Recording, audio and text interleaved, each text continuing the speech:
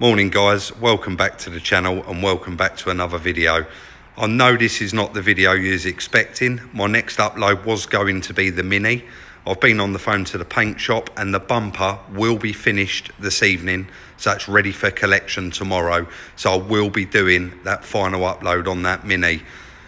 Guys, I took the Ferrari out for the first ever drive on Sunday for a couple of hours. I actually went and purchased a new battery on Saturday just to give it a fighting chance. The battery, as you know from previous videos, I have said this car has been sat for 8 years. So I went and bought a nice fresh new battery for it. It was very expensive. It had to be the right one for the car. I went out for a lovely drive in it, really put it through its paces, checking everything out. You'll probably see on Instagram, sorry if anyone hasn't already followed me on there, it's Salvage Rebuilds.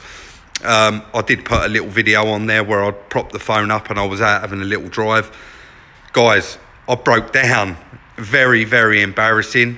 Luckily, I didn't really see anybody. A couple of cars passed me and I did have the jump pack with me, which I was able to put on there and nurse the car home.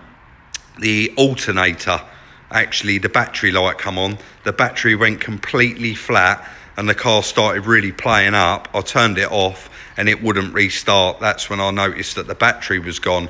I come in last night, Monday.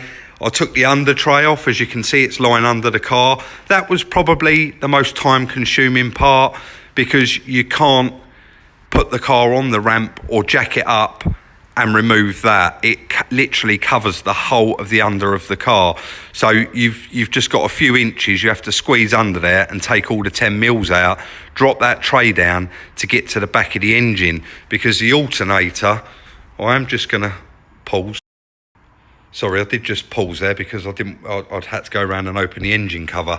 The alternator is actually buried as far as you can possibly get down the back there near the rear bulkhead. So I had to take the under tray off. The alternator sits very low down at the bottom and I was able to get the alternator off pretty quickly. It literally took about 15 minutes to get it off. Sorry, I was just taking it off the bench there. It took about 15 minutes to get the alternator off.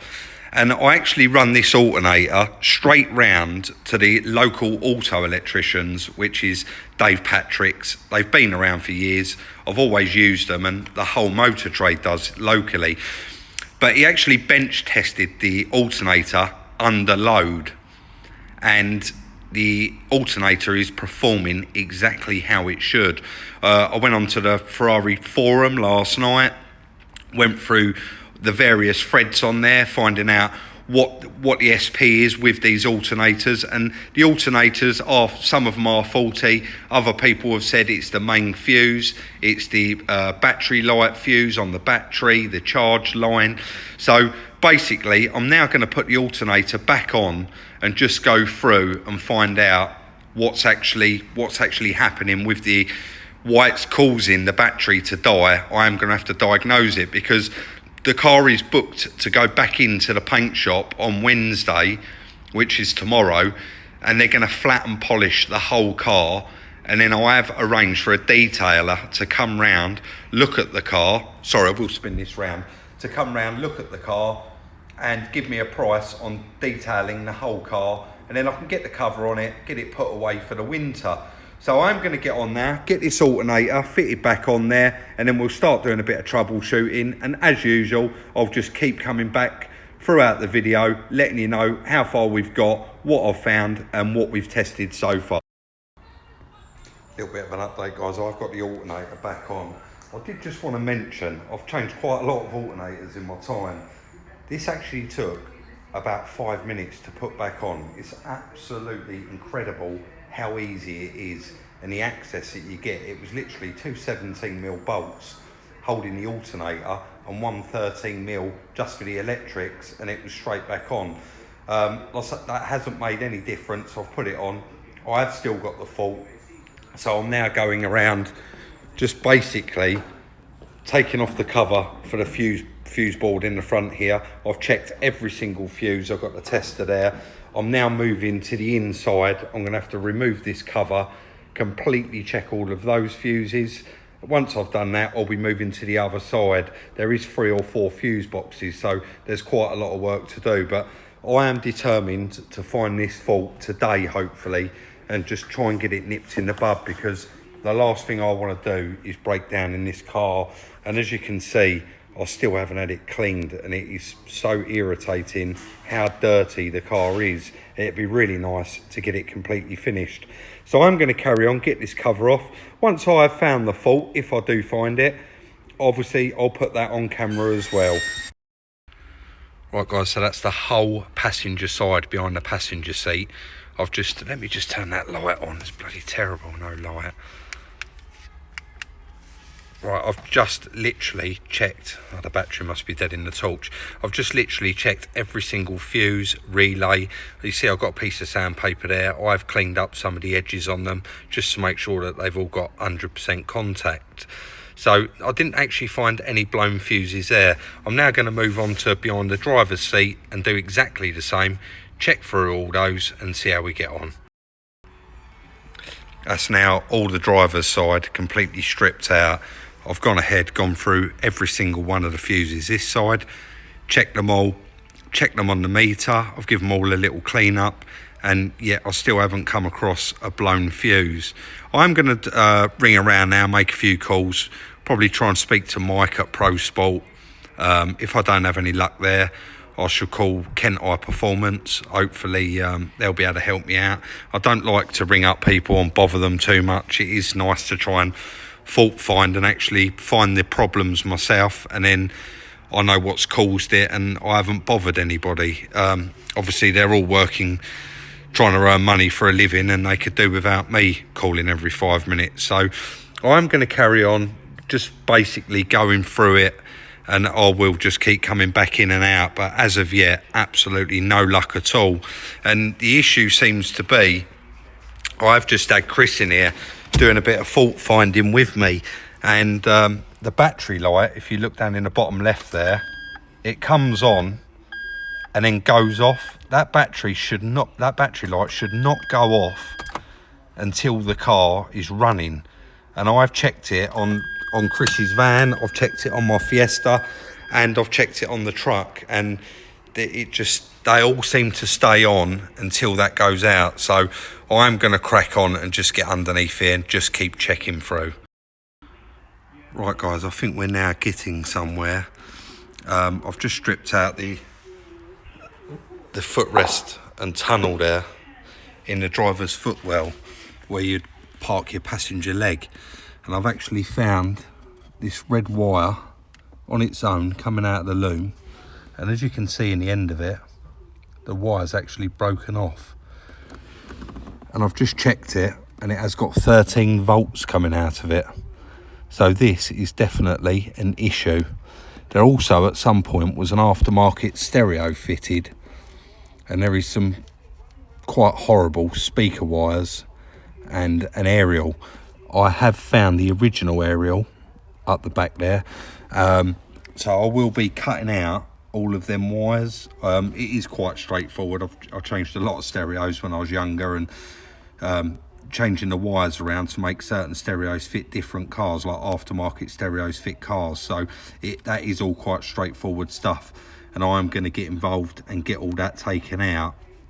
There's quite a lot of speaker wires and various other wires running under there, so I will be removing them. But my main priority is find out where that's coming from, because there should be 2 feeds. There's a main live going to the alternator, and then there's a permanent live on the small plug that's there all the time. Then there should be an ignition live, and then a battery warning live. So I've only got one live down there, so this could possibly be the issue. I'm going to get a bit more involved and see if we can work out where that's broken away from, because I'd love it if that is the answer to the problems. But at the moment, I mean, the battery's charged and it fires straight up, no problem at all. And we've got no battery light. We have got an engine management light on. I'm going to have to plug it in. But that light did only come on after I started messing around, after the car started messing around when the battery was dying. So I'm going to get on, see if I can find out what that's for. I'm going to have to ask Chris for some help. He's doing a bit of building work at the moment, but I can't hold both of these on at the same time and try and find out where it's come from. So I'm going to go and ask him to give me a bit of a hand, and I'll come back and do an update. Guys, it is fantastic news. Chris has just come in and given me a hand. We've been looking into what's causing it, what live's missing, etc. And what we decided to do was put a live onto the excite cable on the alternator, because that's the one that is causing the problems. I'm just going to start the car. It's quite loud. Sorry. I thought I'd show it live on camera, but as you can see, we've got the alternator checker there, and it is showing us not charging at all. So we've put a piece of wire on the excite cable on the alternator, and when I connect this to the live, you can hear the load difference in the car, and it's showing that the alternator is charging the battery. As soon as I take that off, you hear the revs pick up on the car. So there you go, guys, that is the issue. It's the main ignition feed to the alternator has obviously got a break in it somewhere, and that has caused it not to charge the battery. So it has been quite a few hours on it today. It's been a bit of a learning curve. I've said it in previous videos, I'm no Ferrari expert. I'm just learning as I go along with it. Same as all the cars really. Just keep teaching yourself by going through it and finding out what the problem is. I'm going to be going in there tomorrow, disconnecting that, chasing it all the way through to find the broken wire.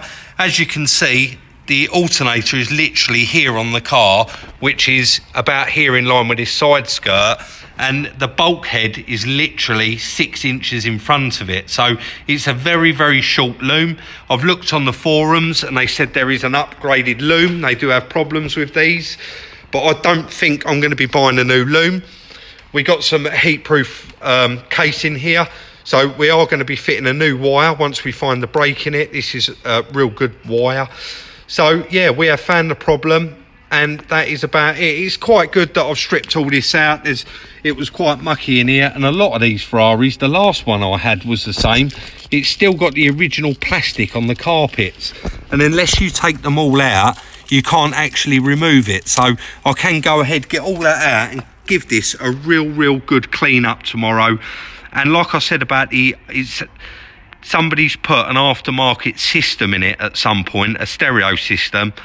I mean, we've all done it. I used to do it quite a lot when I was young, and they've chopped around a few original wires. They are all there, but the aftermarket loom, where they've had various bits in the car, are all still laying in here, and I wasn't able to pull them through the bulkhead because they've got all caps on the end of them. But I am going to get in there at some point. I've got a job on tomorrow, but I am going to get in there at some point, get all that tidied out, and then put all that back together, and then put all the under tray back on, and hopefully go out and have another nice day out in the car. Like I said, it is meant to be going tomorrow to be flat and polished, but I have got a job on tomorrow for another YouTuber. I've been saying about it, but I will be videoing that, but that will be for the other YouTuber. It's not going to be on my channel.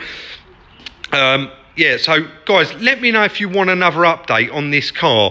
Once I've got it done and it is flat, polished, and the detail has been in and done the whole car, I will do a lovely walk around of it, and we'll put the roof down and go right through it. A lot of you that have been following this build will remember this car looked like it had been fired out of a cannon when I bought it.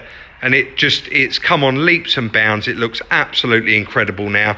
I'm over the moon with it. It's worked out a very good price doing it that way, so I'm happy with it. Yeah, if you do want to, if you've got any questions regarding anything I've done today, please feel free to leave it in the comment section down below as usual. And if you haven't already, please consider subscribing. I upload videos like this all the time, not on high performance cars like this. Normally I'm working on run-of-the-mill cars, what me and you drive every day.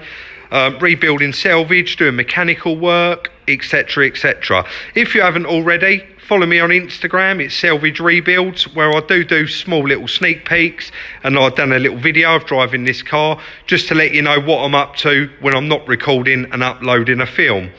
There's probably loads more stuff I need to say, but I'm not going to waffle on any longer. I'm going to end the film there, and tomorrow I'll be recording for somebody else.